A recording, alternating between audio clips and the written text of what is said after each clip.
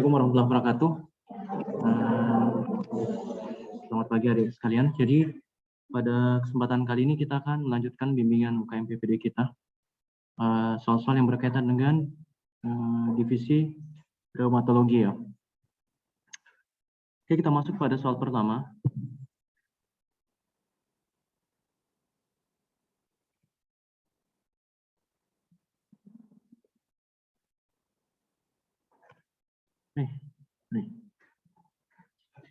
Jadi di soal pertama, seorang perempuan 60 tahun datang dengan keluhan nyeri sendi lutut. Pasien mengaku nyeri lebih berat saat pasien berjalan. Pasien mengaku bila bangun tidur lutut terasa kaku namun sudah bisa digerakkan dalam 5 menit. Pada pemeriksaan fisik ditemukan BMI yang body mass index yang obes.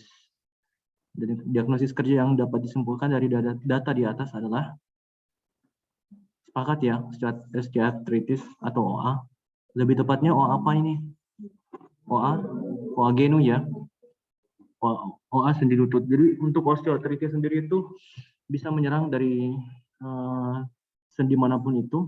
Bisa cervical, bisa daerah manus, OA manus, kemudian bisa kena di lutut, manifestasi sebagai OA genu atau OA lutut. Kemudian OA lumbosakral bisa juga pada daerah di hip, OA hip pada bagian pinggul. Ini kan ada berbagai macam nih, ada artritis rheumatoid, ada artritis gout, artritis septic, dan spondilitis TB. Kenapa kita nggak memikirkan bahwa dia artritis rheumatoid? Karena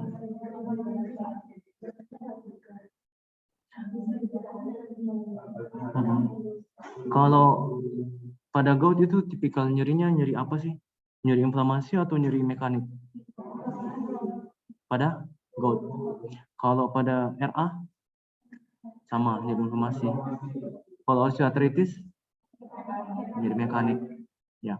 Apa perbedaan antara nyeri inflamasi dan nyeri mekanik?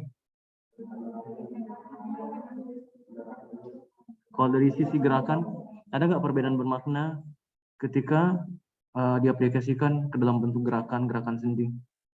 Yang mana yang membaik setelah gerakan, yang mana yang makin memburuk setelah gerakan?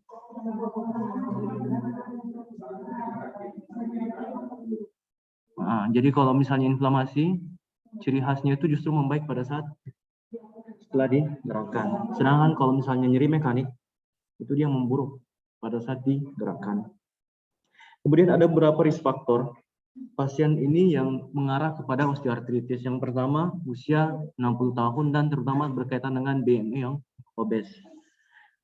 Kalian tahu bahwa kalau misalnya pada mereka yang obes, kita ketahui bahwa ketika seorang itu mengalami berat badan yang berlebih, maka secara otomatis sendi yang akan memijak mendapatkan beban yang paling berat itu sendi lutut dan sendi engkel.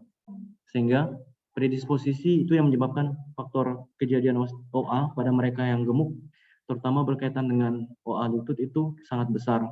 Kemudian dari sudut pandang usia 60 tahun, usia tua. Kemudian berikutnya apalagi kira-kira? Pola nyerinya ya. Pasien mengaku pola nyerinya itu dia terjadi kurang berapa? Kurang dari 30 menit. Nah, itu ciri khas ke arah osteoartritis. Sedangkan untuk artritis gout, ciri khasnya itu biasanya nyerinya pada MTP 1. Jadi kalau misalnya di soal dia langsung menyebutkan bahwa dia ada nyeri di MTP 1, maka nggak usah langsung berpikir panjang, langsung aja pilih ke gout. Untuk artritis rheumatoid, ciri khasnya itu dia melibatkan sendi-sendi kecil, terutama di jari tangan atau jari-jari kaki. Oke. Untuk artritis septic pada umumnya unilateral, tergantung sendi yang terkena, dan biasanya akan ada tanda-tanda inflamasi sistem, dalam hal ini demam, ya, kalor tumor dolor, nyeri fungsiolesa.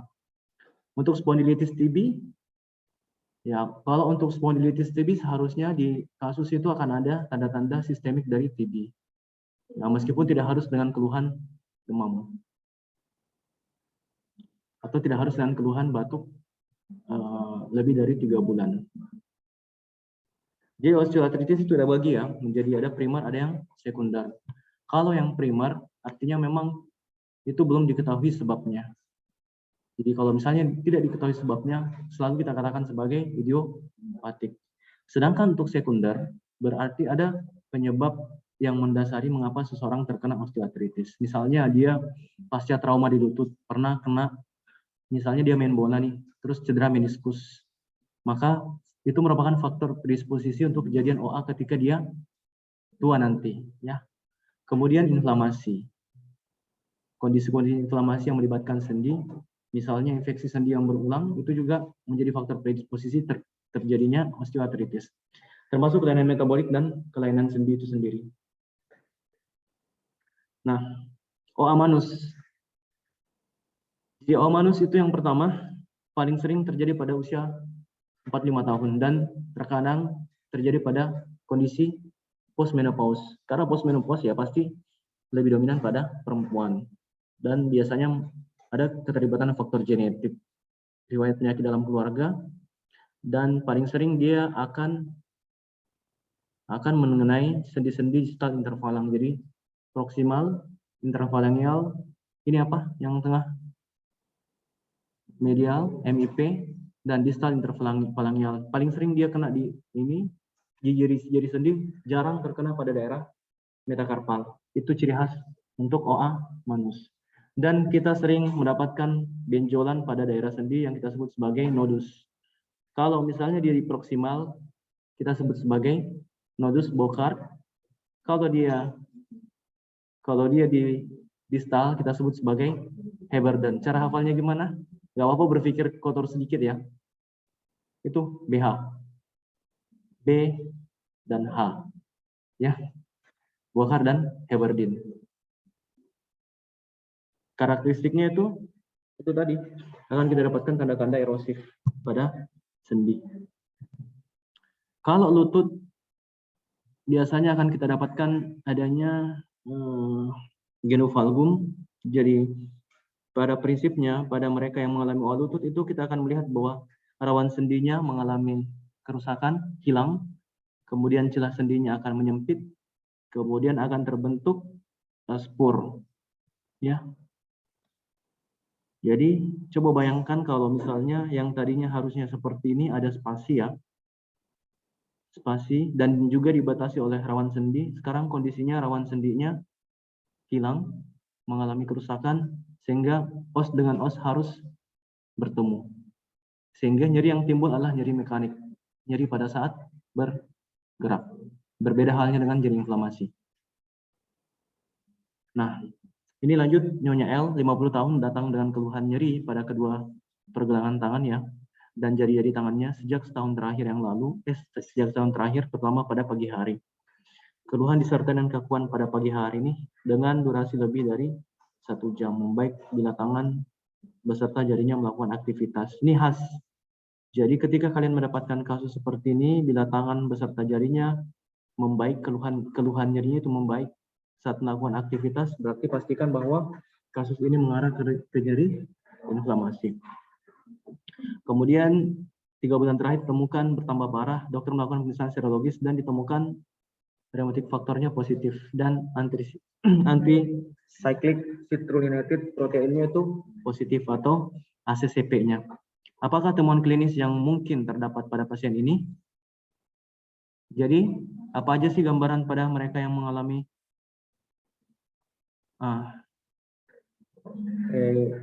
rheumatoid arthritis? Jadi, keluhan yang tanda klasik dari pasien dengan rheumatic arthritis itu banyak ya. Mulai dari ulnar deviasi ulnar, kemudian ada yang kita sebut sebagai boutonniere atau deformitas boutonniere yang melibatkan daerah ini, tenar. Kemudian ada swan neck ini yang bawah nih, yang kayak bentuk leher angsa, swan neck deformity. Kemudian ada Z-thumb dan ada yang kita sebut sebagai MCP, subluxasi dari MCP, metacarpophalangeal subluxasi. Jadi ini merupakan tanda-tanda dari arthritis rheumatoid stadium akhir. Jadi kalau masih fase awal, keluhannya ini. Jadi untuk mendiagnosis seseorang mengalami rheumatoid arthritis, kita mengacu pada kriteria ACR, American College Rheumatology dan Euler, European Association of Rheumatology ya. Jadi dia menganut yang pertama, semakin banyak sendi yang terlibat, maka semakin besar poinnya.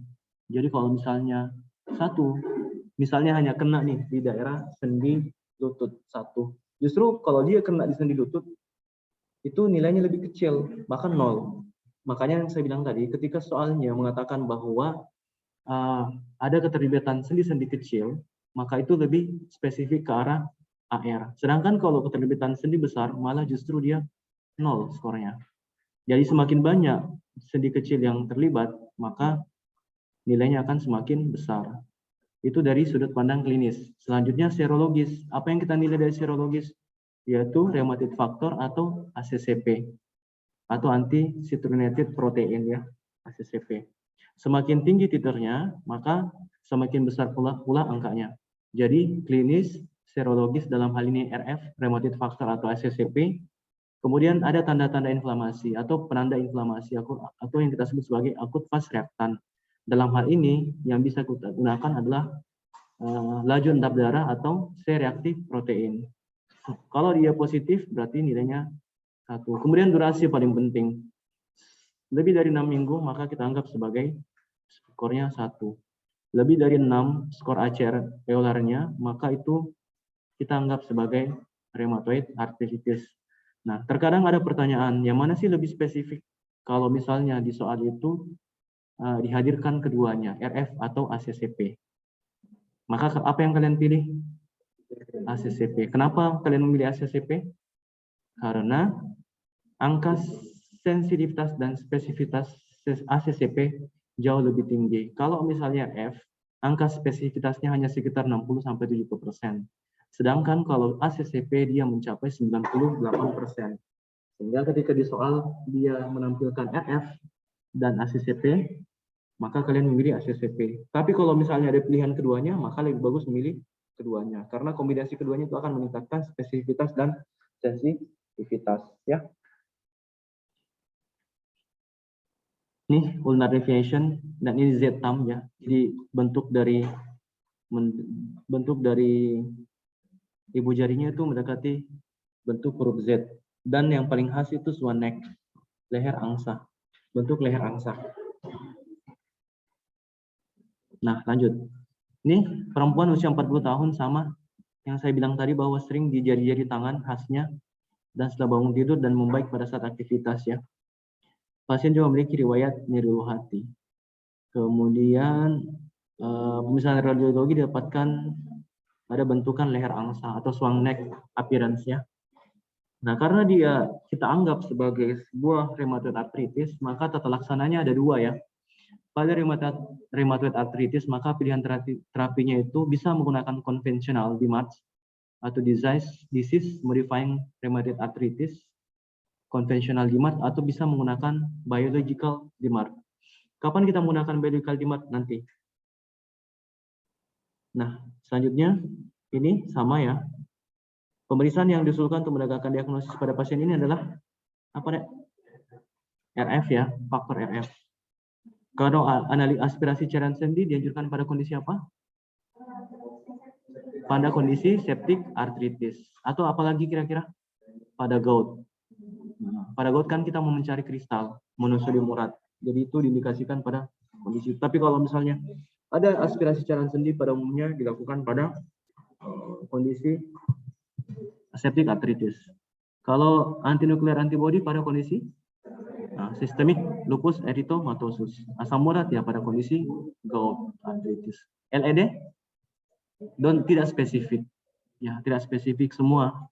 Lanjut endap darah bisa terjadi pada kondisi inflamasi. Ya. Sehingga yang kita lakukan adalah pemeriksaan RF factor.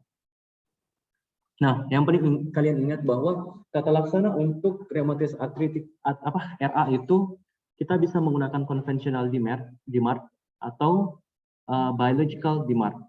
Konvensional DMARD atau kita singkat sebagai CS DMARD, disease modifying arthritis rheumatoid disease ya. disease modifying arthritis rheumatoid drugs, obat-obat yang memodifikasi arthritis rheumatoid konvensional, obat-obatan, maka lini pertamanya itu pasti kita menggunakan methotrexate. Berapa dosisnya? 7,5 sampai 25 mg per minggu. Nah, kadang-kadang apa sih ditanyakan, apa sih fungsi dari ini? Fungsi dari methotrexate, jadi dia fungsinya itu modifikasi terhadap antagonis asam folat. Lebih spesifiknya dia menghambat enzim dihidrofolat reduktase. Apa sih enzim ini? Enzim ini terlibat dalam sintesis DNA. Jadi dia memiliki efek antiinflamasi yang multiple. Dengan cara apa? Dia menekan inflamasi dari neutrofil, makrofag, dan leukosit. Sebelum kalian memberikan methotrexate, maka pastikan pasien tidak menderita TB paru.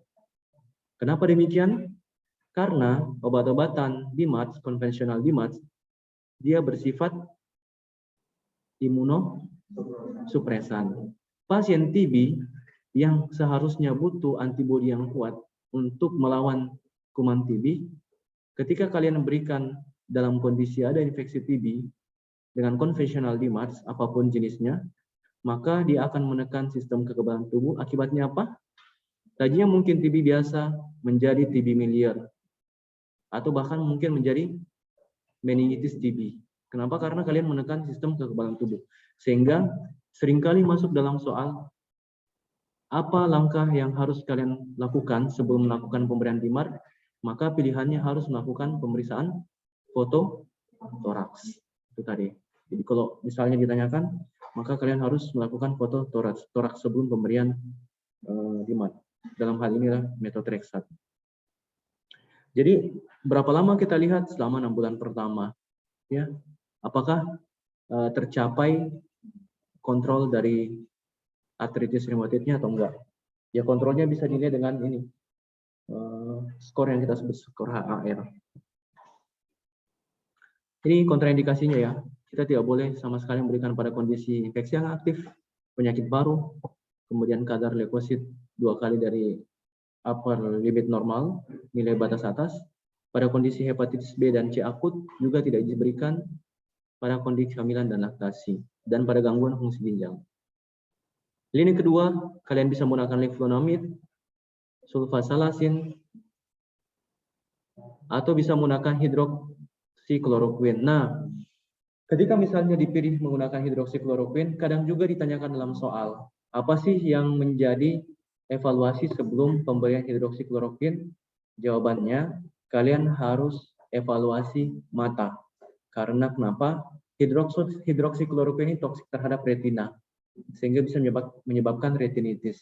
Sehingga ketika ada soal mengatakan apa sih yang harus dipantau sebelum melakukan pemberian hidroksikloroquine ataupun kloroquine, maka harus dilakukan evaluasi mata sebelum terapi, dan pada saat terapi setelah 6 bulan harus dilakukan pemantauan terhadap visus pasien karena dia bisa menyebabkan neuritis optik.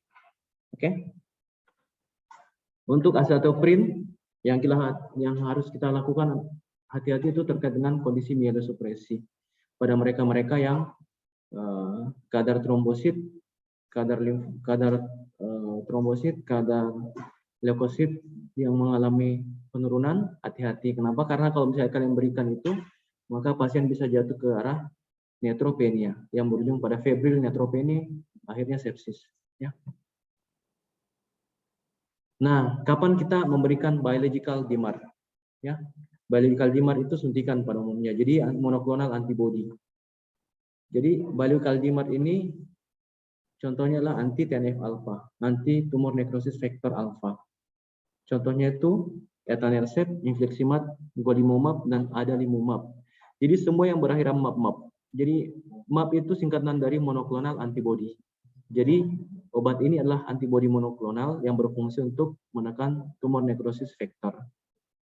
Contohnya etanercept 25 mg subkutan 2 kali seminggu, golimumab, infliximab. Jadi targetnya diukur dengan ini yang saya sebut tadi, health assessment questionnaire, untuk melihat ini harus turun. Kalau untuk melihat apakah dia tercapai setelah pemberian obat ini. Obat ini bukan cukup sih, sangat mahal. Saya pernah melihat pemberian obat ini di Makassar itu harganya 20 juta satu kali suntikan. Jadi kalau misalnya dalam seminggu 4 kali, berarti dalam 1 minggu itu dia harus menghabiskan 80 juta. Makanya pasti nggak ditanggung BPJS. Nah, ini dia. Pertanyaan selanjutnya, laki-laki usia 46 tahun. Keyword utama untuk gout akut, gout artritis akut adalah ini, mendadak, nyeri mendadak. Ya, nyeri mendadak. Dan munculnya di sendi jari kaki. Pada umumnya khasnya di MTP, 1 metakarpofalangeal 1. Dan ada faktor predisposisinya dalam hal ini makan jeroan atau kacang-kacangan. Nah, pada status lokalisnya tidak ada masalah, tapi kadar asam uratnya 7,8, kemudian benjolan pada sendi MTP. This is very unique. Ini tanda unik dari suatu kondisi gout akut. Nyeri sendi pada MTP 1. Diagnosis pasien tersebut adalah ya gout artritis stadium akut. Jadi yang kalian harus tahu bahwa perjalanan alamiah gout itu ada 4.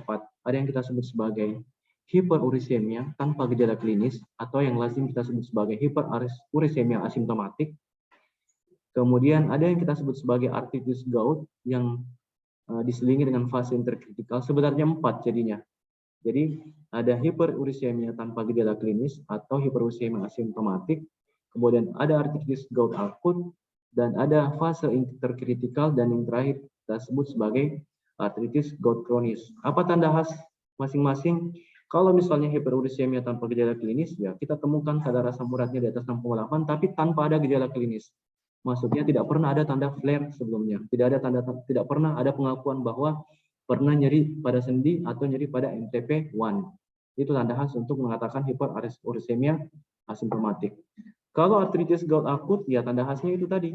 Ada tanda-tanda inflamasi pada sendi MTP 1. Ini sekitar 80-90 kasus. Bisa nggak terkena pada sendi lutut? Bisa. Karena masih ada 10% pada sendi yang lain. Tapi secara umum di MTP 1. Kalau misalnya terjadi pada kondisi ini, itu yang kita sebut sebagai podagra. Jadi podagra itu adalah nyeri yang klasik pada MTP 1, tanda sendi kemerahan pada sendi itu. Jadi tanda-tandanya ya edema hangat, pokoknya semua tanda-tanda inflamasi. Kalor, tumor, rubor, dolor, fungsi, laisa. Ya. Sedangkan untuk artritis gout kronis, pada umumnya kita akan mendapatkan adanya multiple tofus atau tofus. Tofus paling sering didapatkan di mana? Pada daerah yang suhunya dingin. Kadang di sini paling sering daerah daun telinga, daerah kaki, dan daerah tangan, daerah perifer. Jadi kalau kalian mencari tofus, carilah pada daerah-daerah yang suhunya dingin dan daerah perifer. Jangan cari daerah mata, nggak mungkin. Atau daerah sini. Tofusnya itu berarti tofus luar biasa kalau sampai di sini. Ya, selalu daerah-daerah perifer. Tentu pertanyaan selanjutnya, kita berhadapan dengan 4 stadium. Terus bagaimana terapi pada setiap stadium? Nah, sekarang pertanyaan pertama, hiperurisemia asimptomatik diterapi apa enggak? Diterapi apa enggak? Ada yang mengatakan diterapi, ada yang mengatakan tidak. Dari sini aja sudah berbeda. Terus kalau misalnya gout akut, diterapi apa enggak? Ya pastilah diterapi, karena dia datang dengan keluhan. Kalau gout kronis, terapinya diterapi enggak? Diterapi. Tapi prinsip terapinya berbeda apa enggak?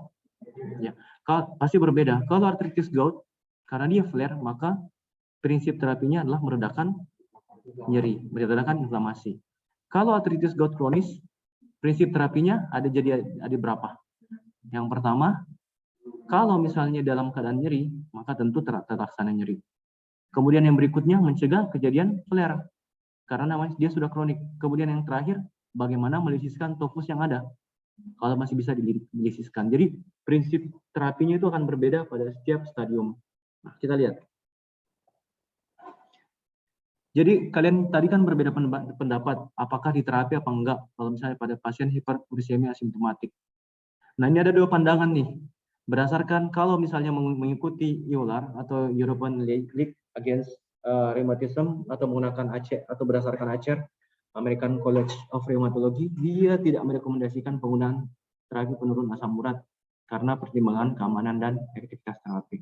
Tapi kalau kalian mengacu pada JSN atau Japan Society Nucleic Acid Metabolism, dia merekomendasikan pemberian terapi, tapi dengan catatan. Catatannya apa? Yang pertama, kalau misalnya dia kadar asam uratnya di atas 9 atau di atas 8, tapi ada kondisi risiko kardiovaskular, misalnya CAD, coronary artery disease, gangguan fungsi ginjal, diabetes.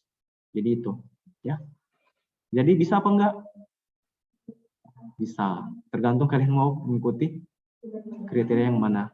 Tapi pada umumnya seperti inilah keadaan di klinik. Kita biasanya tetap memberikan terapi kalau misalnya dia ada faktor komorbid yang lain, misalnya penyakit ginjal, hipertensi, atau diabetes. Karena asam urat itu sebenarnya itu semakin tinggi maka dia akan menyebabkan kondisi inflamasi sistemik dalam tubuh. Untuk rekomendasi, bagaimana kalau kita berhadapan dengan gout akut?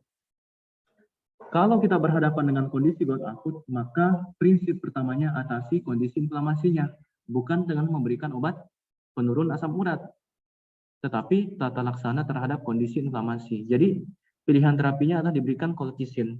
Colchicine diberikan bagaimana caranya? Diberikan 2 tablet langsung, karena 1 tablet itu 0,5 mg. Jadi 2 tablet langsung diberikan, kemudian 1 jam kemudian diikuti dengan 0,5 mg. Sampai kapan? Sampai nyeri inflamasinya hilang atau sampai muncul efek samping. Efek sampingnya apa? Diare. Ya. Ini berlaku kalau kondisi pasiennya normal, tidak ada kelainan fungsi ginjal. Nah, kadang bertanya di klinik ditanyakan, "Dok, jadi apa fungsi pemberian penurun asam uratnya? Kapan diberikan penurun asam uratnya?" Penurun asam urat diberikan pada saat kondisi inflamasi sudah mereda, kira-kira 2 minggu setelah kondisi inflamasi akut. Tapi kadang-kadang pasien juga itu sudah mengkonsumsi obat penurun asam urat sebelum timbulnya gejala. Nah, bagaimana keadaan kalau misalnya seperti itu? Maka kita tetap berikan colchicine, penurun asam uratnya tetap dilanjutkan karena dia sudah memulai dari sebelum timbulnya kondisi akut gout, ya.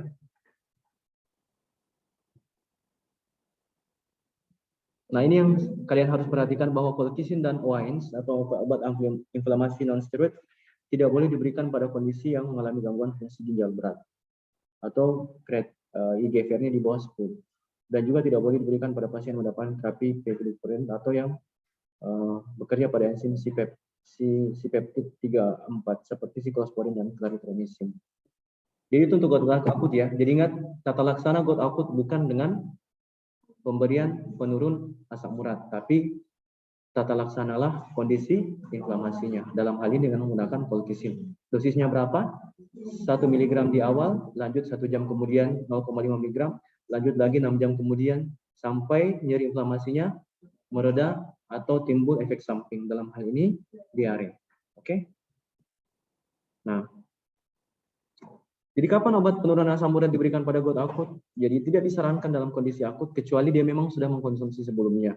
Jadi kalau memang tidak mengkonsumsi sebelumnya, maka selesaikan dulu inflamasinya sampai 2 minggu, baru berikan obat penurun asam urat.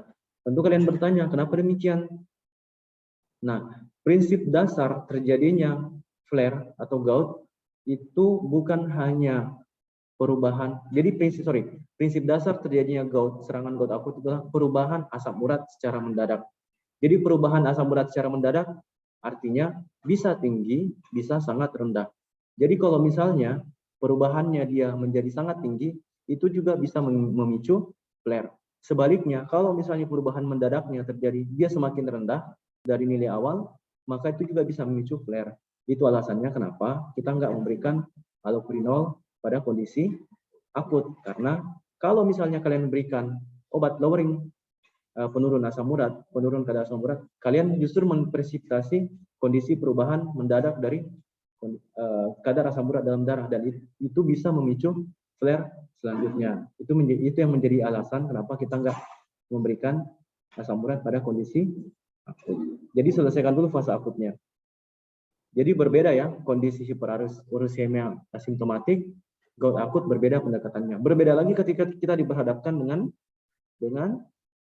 gout interkritikal. Nah, sekarang kadang-kadang di soal itu kita akan dikecoh. Bagaimana sih membedakan antara fase interkritikal dengan hiperuricemia asimptomatik? Kan sama-sama nggak ada gejala. Maka yang membedakan adalah ada tidak riwayat kena serangan sebelumnya. Ketika ada riwayat kena serangan sebelumnya, maka pasti itu bukan hiperinsufisiensi asimptomatik, tapi itu adalah fase interkritikal. Oke, mengerti ya sampai di situ?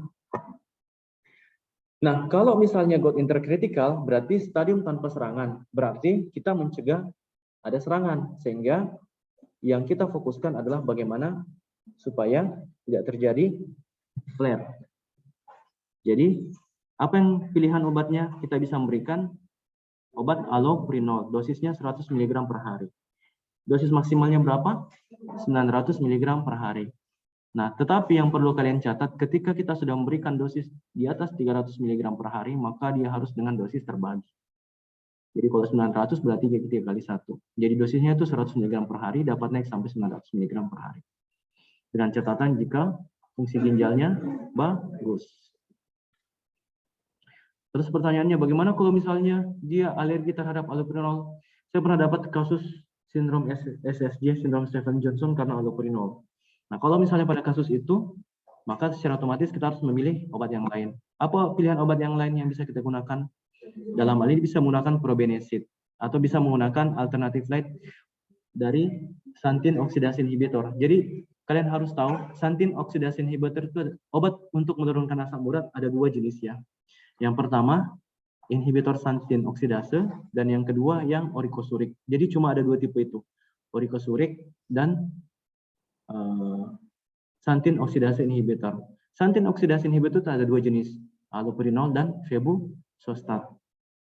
Apa perbedaan allopurinol dan ini febuxostat?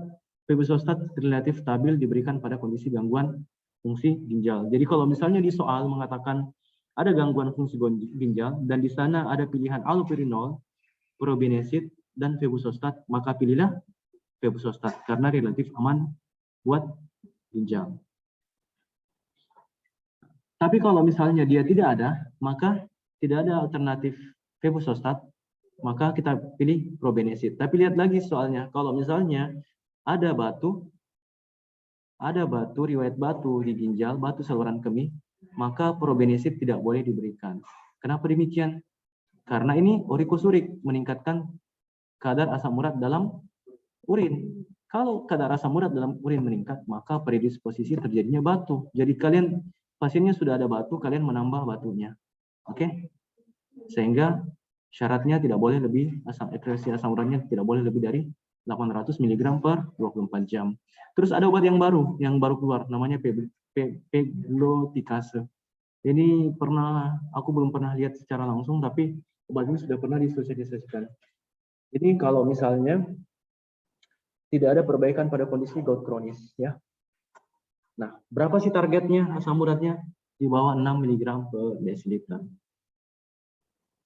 Nah, ini kondisi gout akut ya. Nah, saya bilang tadi, kalau kondisi gout akut, maka target kita bagaimana kita menurunkan kadar asam urat. Di satu sisi mencegah terjadinya serangan akut dan bagaimana melisiskan tofus yang ada. Bisa nggak tofus itu lisis? Bisa. Selama nggak terlalu banyak ya, banyak-banyak aman. Jadi kalau misalnya untuk profilaksis serangan, maka kita berikan dosis ini. Colchicine 0,5 sampai 1 mg per hari. Selama berapa lama? Selama 6 bulan. Itu untuk profilaksis terjadinya serangan supaya nggak terjadi gout akut selama fase interkritikal atau pada saat kondisi gout kronis tersebut. Oke? Dan ingat, ketika misalnya kalian diperhadapkan dengan kasus gout kronik bertofus, ketika misalnya kasusnya itu dibuat sedemikian rupa, kadang-kadang ada pasien dengan keluhan nyeri berkemih, maka maksud dari tofus itu, jadi maksud dari soal itu adalah bahwa ketika ada tofus pada pasien, maka yakin dan pasti sudah ada batu juga di saluran kemihnya. Sehingga pemeriksaan pencitraan yang harus kalian lakukan adalah melakukan CT scan atau USG untuk melihat ada nggak batu pada saat kondisi gout kronik. Oke? Nah, ini yang paling penting. Bagaimana kalau jangan sampai diperhadapkan lagi dengan kasus misalnya ada gangguan fungsi ginjal, kebetulan dengan gout. Maka pilihan pertama adalah kita memberikan febuxostat. Kalau nggak bisa, kita memberikan probenecid selama bukan kausa gangguan fungsi ginjalnya bukan karena batu. Ya. Colchicine masih bisa diberikan nggak? Masih bisa, dengan catatan bukan IGFR-nya di bawah 10 atau di stadium 5. Kalau stadium 5 tidak boleh sama sekali. Tapi kalau misalnya di stadium 4 kita masih bisa ini pemberiannya 0,5 miligram per 2-3 hari. Kalau di atas 60 ya dosis seperti biasa. Allopurinol bisa nggak diberikan? Ya relatif sangat sulit. Ini kadang seperti 50 mg per minggu. Jadi dia disesuaikan dengan IGFR. Kalau misalnya ini aja, kalau di atas 60 IGFR-nya bukan di atas 90, maka kita berikan dosis 100 mg per 48 jam. Jadi hari ini berikan, besok nggak diberikan, nanti lusa diberikan. Itu di atas 60 loh. Jadi dia betul-betul hanya bisa diberikan dosis sesuai biasanya kalau IGFR-nya di atas 90. Oke. Sekarang juga ditanyakan lifestyle modification-nya bagaimana? Itu tadi dia harus menghindari makanan-makanan yang bernilai biologis yang tinggi seperti hati ampela, ginjal, jeroan, dan ekstrak tadi. Terus makanan yang dikonsumsi dibatasi, daging sapi, domba, dan seterusnya. Terus alkohol apalagi nggak boleh. Yang boleh, yang justru berdampak terhadap menegasikan gout, itu adalah konsumsi vitamin C dan produk yang rendah lemak seperti susu dan yogurt.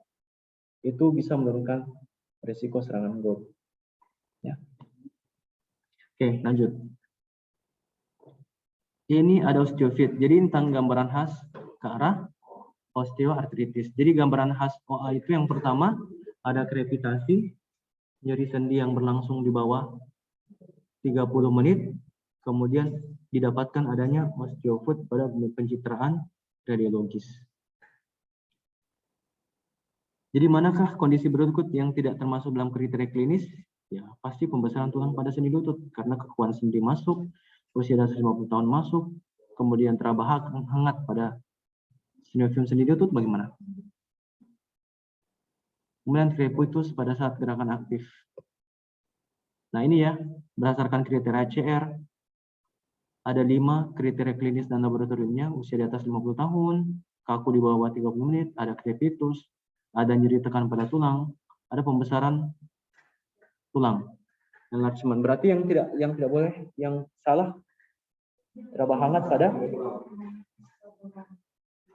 pada sinovium sendi lutut.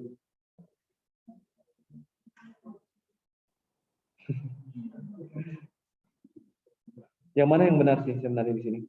Pembesaran tulang atau teraba hangat pada sinovium sendi lutut?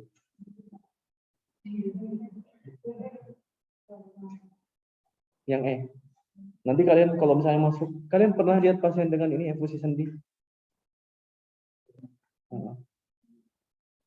Kalau misalnya pada gout bagaimana? Gout itu pasti teraba hangat. Kalau pada OA? Yakin?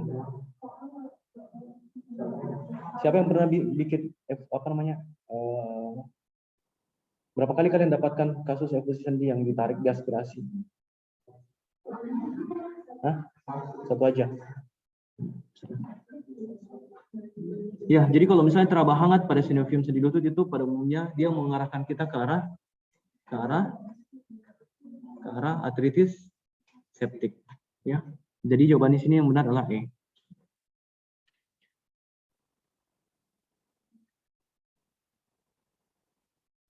Oke. Seorang wanita usia 34 tahun datang ke rumah sakit dengan keluhan nyeri kedua jari tangan sejak 1 bulan ini. Keluhan disertai kaku seluruh badan saat bangun tidur sekitar 1 jam. Pasien memiliki riwayat MAH, LED-nya, CRP-nya meningkat. Apakah tata laksana yang untuk kasus ini? Ini mau ngarah kemana sih case-nya? RA. Kenapa bukan sulfasalasin?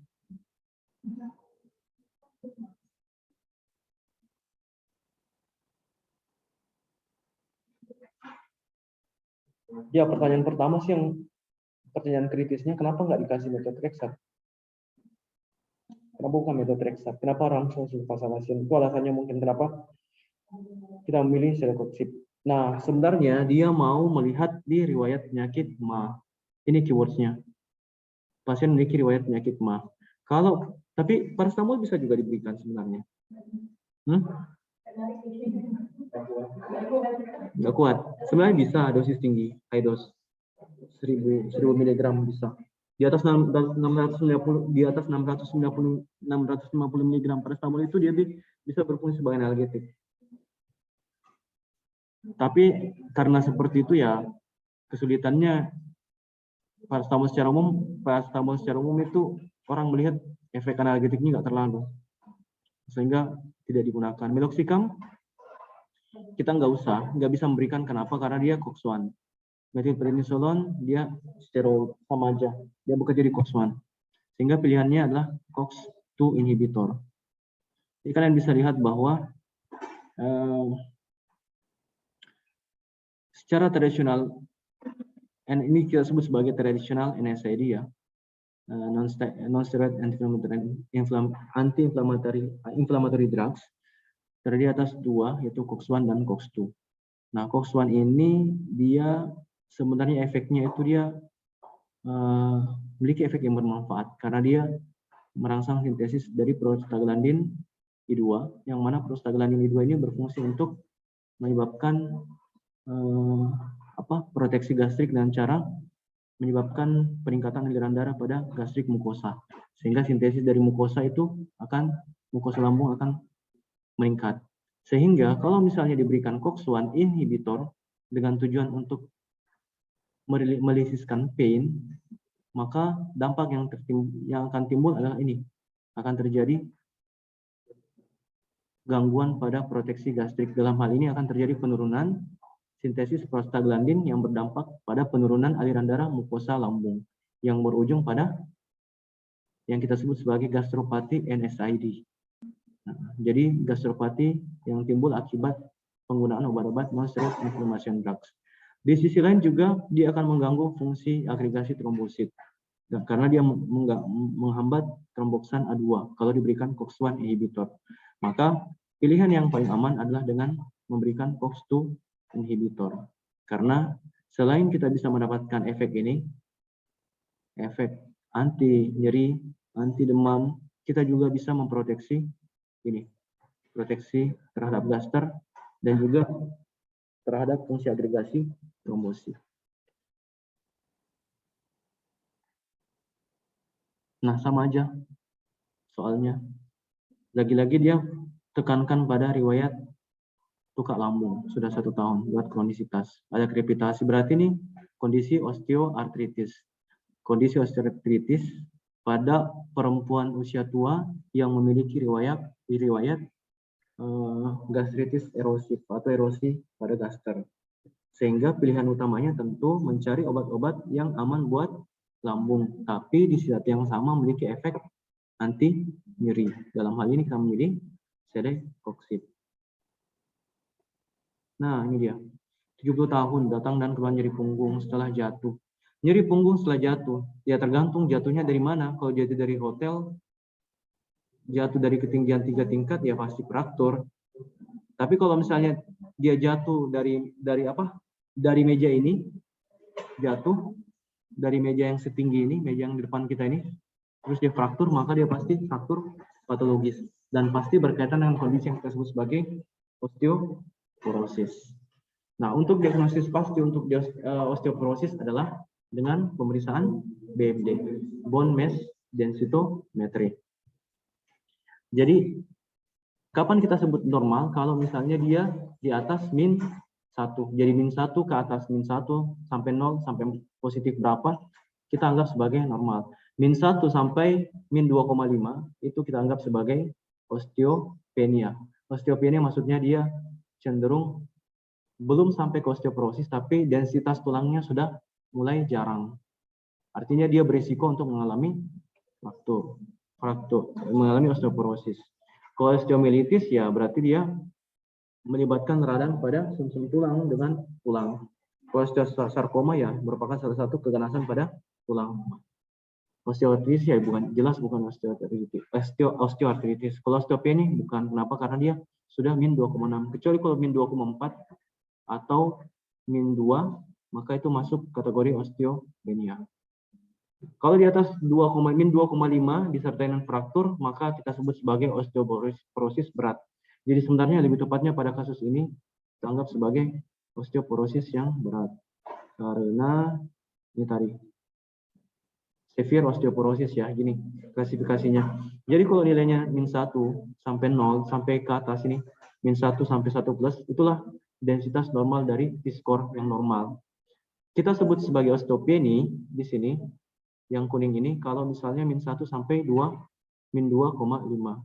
Semakin ke atas, semakin minusnya semakin ke atas, maka semakin ke arah osteoporosis.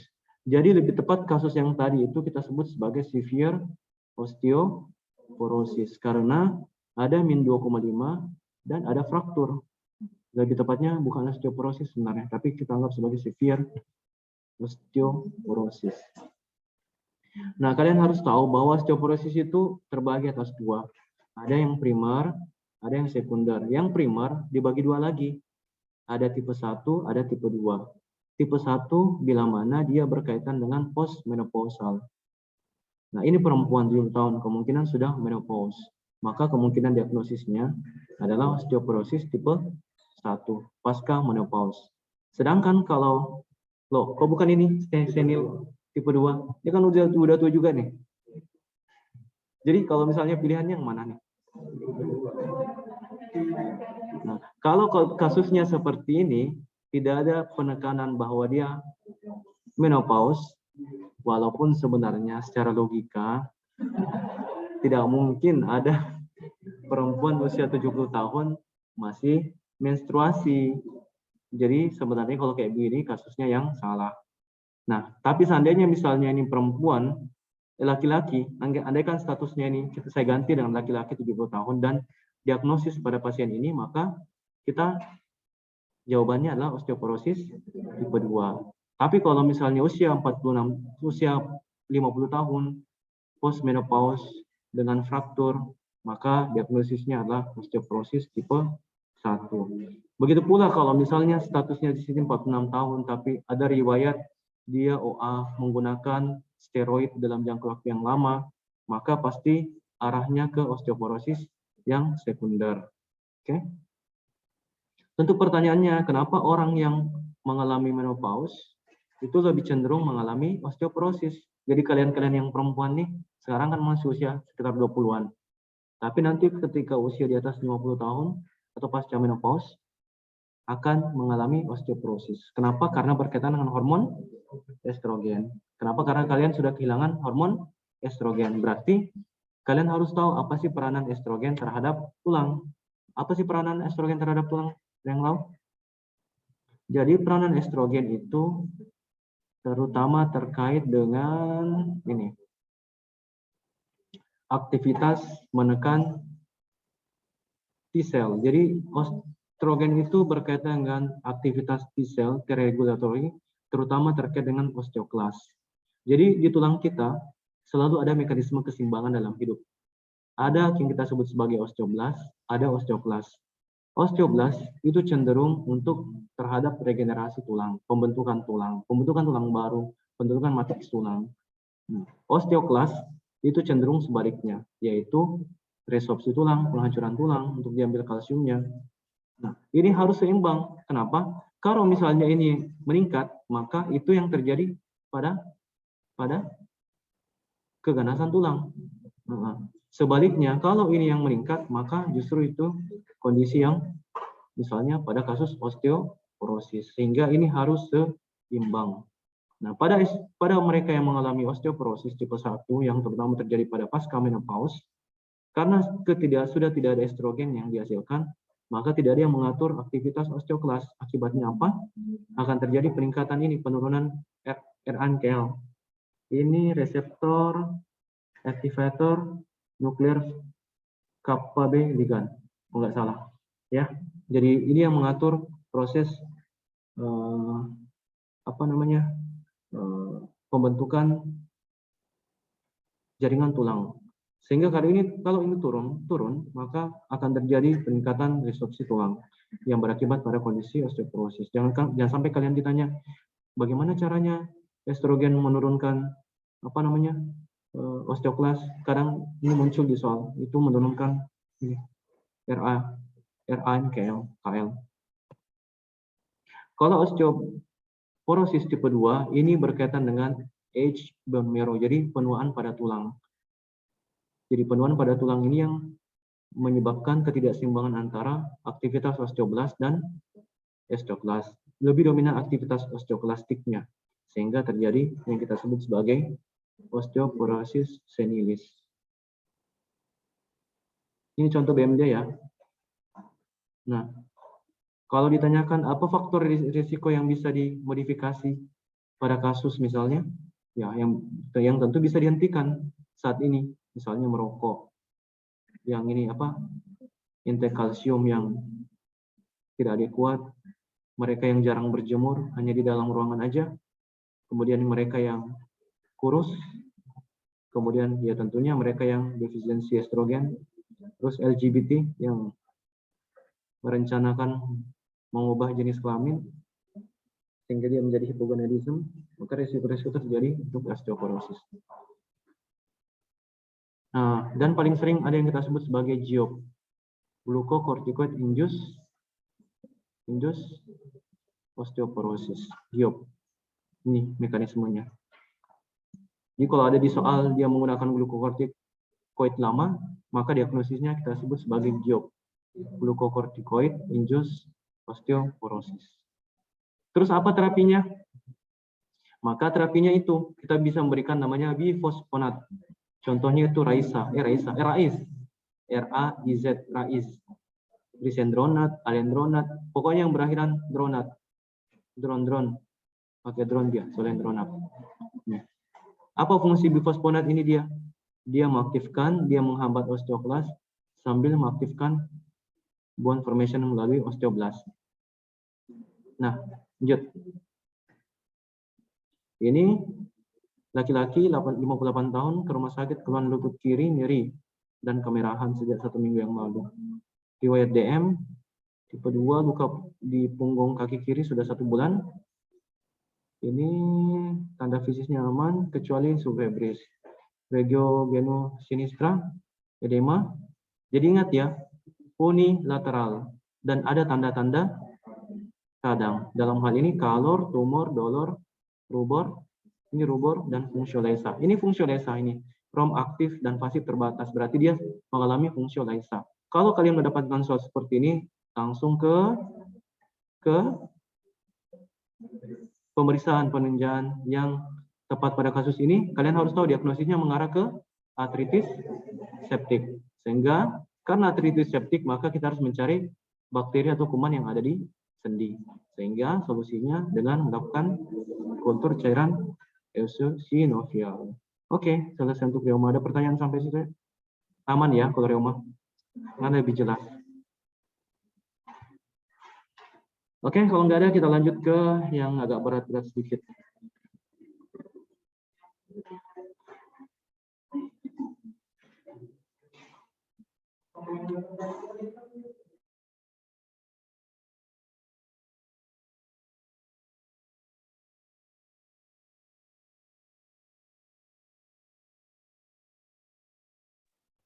Kira-kira apa?